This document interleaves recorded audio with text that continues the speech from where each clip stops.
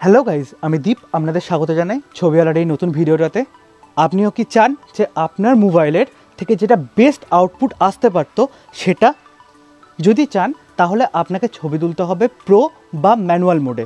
এই ম্যানুয়াল মোডের প্রত্যেকটা সেটিং নিয়ে আগামী 10 মিনিটের মধ্যে আমরা ডিটেলসে আলোচনা করব। তো ভিডিওটা শেষ অবধি দেখবেন, তাহলে আপনিও আপনার মোবাইল ফোন থেকে যে বেস্ট ছবিটা আসা পসিবল ছিল সেটা আপনিও তুলতে পারবেন। তো চলুন শুরু করা যাক। প্রো বা ম্যানুয়াল মোডের সবথেকে ইম্পর্টেন্ট যেই সেটিংটা সম্বন্ধে প্রথমে আমরা আলোচনা করব সেটা হলো আইএসও। আইএসও মানে কি? আপনার ক্যামেরার সেন্সারের আলোর সেন্সিটিভিটি বা লাইট সেন্সিটিভিটি হলো আইএসও। মানে কি? আপনার ক্যামেরা কতটা আলোতে আপনাকে কতটা আলো আউটপুট দেবে। সোজা ভাষায় বুঝতে গেলে আপনি যদি আইএসও বাড়ান ছবি তোলার সময়, তাহলে আপনার ছবিটা ওঠার সময় তার ব্রাইটনেস বেশি থাকবে। যদি অন্ধকারে আপনি শ্যুট করতে যান বা যদি রাতের আকাশে যদি আপনি শ্যুট করেন, তাহলে আপনাকে আইএসও বাড়াতে হবে। কিন্তু আইএসও বাড়ালে একটা যে প্রবলেমটা হয় সেটা হলো ছবির মধ্যে প্রচণ্ড পরিমাণ গ্রেনস আসে বা নয়েজ আসে। আইএসওকে আপনি এভাবে বুঝতে পারেন যে আপনি কোনো একটা ব্লুটুথ স্পিকার কিনেছেন, ব্লুটুথ স্পিকারে একটা ভলিউম পর্যন্ত আপনি যদি গানের ভলিউমটা বাড়ান তাহলে তার মধ্যে কোনো নয়েজ বা ডিস্টরশন আসে না। সেরকমই আইএসওর সেন্সিটিভিটি একটা টাইম পর্যন্ত আপনি 400 আইএসও রাখছেন কি 800 আইএসও রাখছেন, আপনার ফোনের মডেল অনুযায়ী সেটা হবে।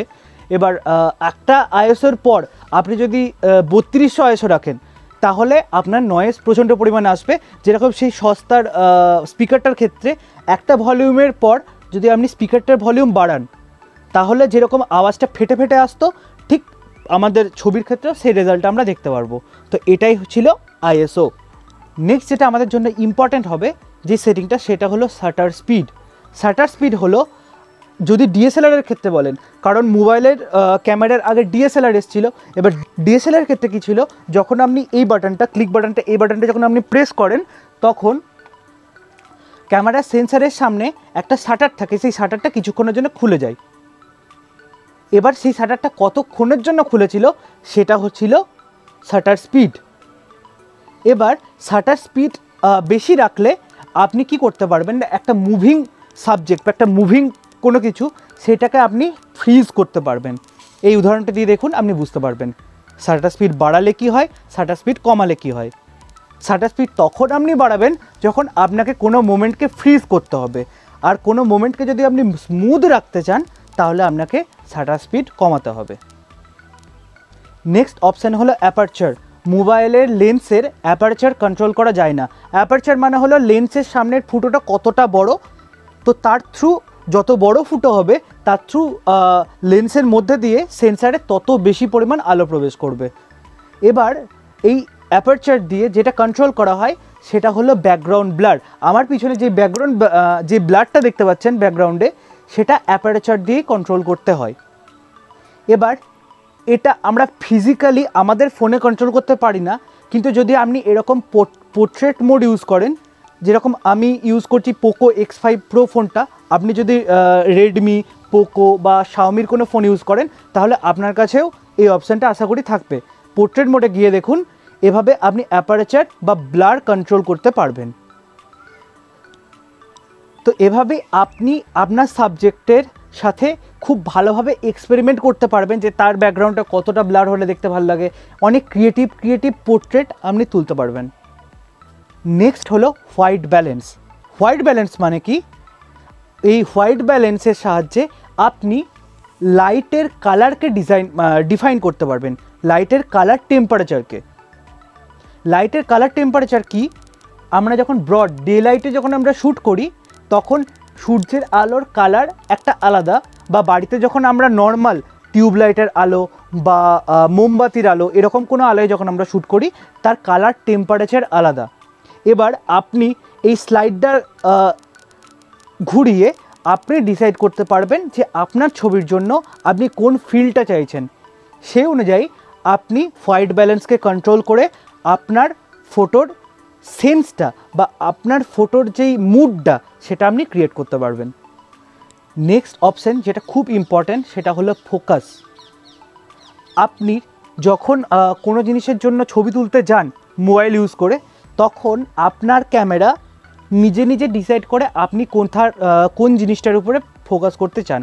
কিছু কিছু সময় আমরা এমনভাবে শটটা নিতে চাই যে সামনের জিনিসটা বা সামনের সাবজেক্টটাকে আমরা ফোকাস করতে চাই না, তার পরের সাবজেক্টটাকে, কিন্তু সেটা আপনার ক্যামেরা বোঝে না।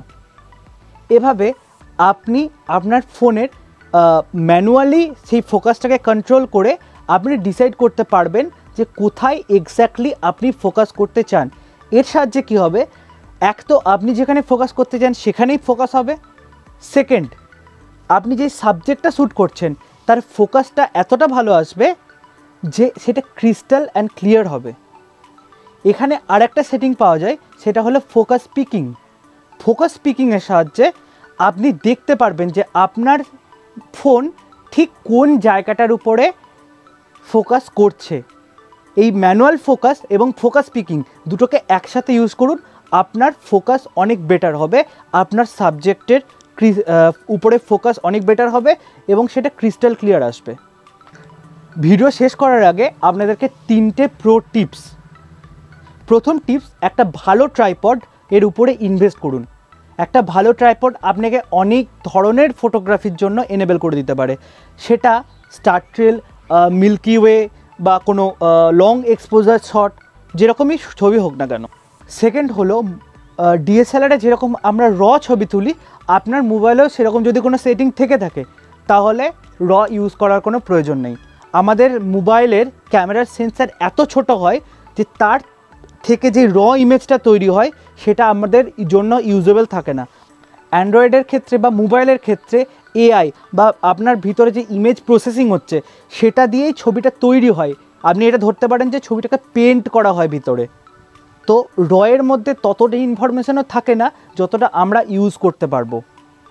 কিন্তু ডিএসএলআরের ক্ষেত্রে যেহেতু সেন্সার এত বড় এবং লেন্সটা এত বড়, সেহেতু আমরা রতে ছবি তুলি যাতে সেখান থেকে এত ডিটেলস পাওয়া যায় যে নিজের মতো করে আমরা সেটার পোস্ট প্রসেসিং করতে পারি। কিন্তু মোবাইলের ক্ষেত্রে সেটা পুরোপুরি অন্য, তাই আমি রেকমেন্ড করব রতে ছবি না তোলার জন্য। 3 নম্বর টিপস হবে প্র্যাকটিস, প্র্যাকটিস অ্যান্ড প্র্যাকটিস।